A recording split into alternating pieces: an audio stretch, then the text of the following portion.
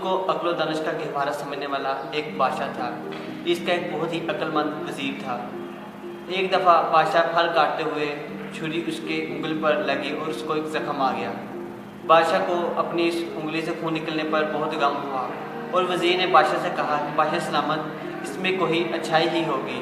بادشاہ کو اس وزیر پر بہت غصہ آیا۔ اس نے اپنے دربان کو حکم دیا کہ اس کو فوراً جیل میں ڈال دو، میری انگل کٹ گئی اور یہ آگے سے کہہ رہا ہے کہ اس میں کوئی اچھائی ہی ہوگی۔ وزیر نے کہا کہ مجھے جیل میں ڈال دو، لیکن اس میں میری بھی کوئی اچھائی ہی ہے۔ کچھ دنوں بعد بادشاہ جنگل کی طرف نکل گیا اور راستے میں اس کو واپسی کا راستہ بھول گیا اور وہ کسی اور علاقے میں پہنچ گیا۔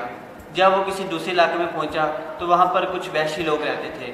انہوں نے بادشاہ کو پکڑا اور جیل میں ڈال دیا، اور جب وہ وحشی لوگ بادشاہ کو اپنے بادشاہ کے پاس لے کر گئے تو اس کے بادشاہ نے حکم دیا کہ اس کو ہفتے کے دن قربان کر دیا جائے گا۔ وہ بادشاہ کو دوبارہ جیل میں ڈالا گیا اور ہفتے کے دن دوبارہ نکالا گیا تو ان وحشیوں نے دیکھا کہ بادشاہ سلامت کی انگلی پر زخم ہے، تو انہوں نے اپنے بادشاہ کو کہا کہ ہم اس کی قربانی نہیں کر سکتے کیونکہ اس کی انگلی پر تو زخم ہے۔ انہوں نے بادشاہ کو نہ صرف رہا کیا بلکہ اپنی سلطنت پر چھوڑ آئے۔ جب بادشاہ اپنی سلطنت پر واپس آیا تو اس نے وزیر کو فوراً رہا کرنے کا حکم دیا۔ اس نے وزیر کو کہا کہ تمہاری بات سچ تھی، اللہ تعالیٰ کی ہر کام میں کوئی نہ کوئی حکمت ہوتی ہے۔ وزیر نے کہا نہیں، جب آپ نے مجھے جیل میں ڈالا تھا تب بھی میرے لیے حکمت تھی، کیونکہ اگر میں آپ کے ساتھ ہوتا تو میں آج قربان ہو جاتا۔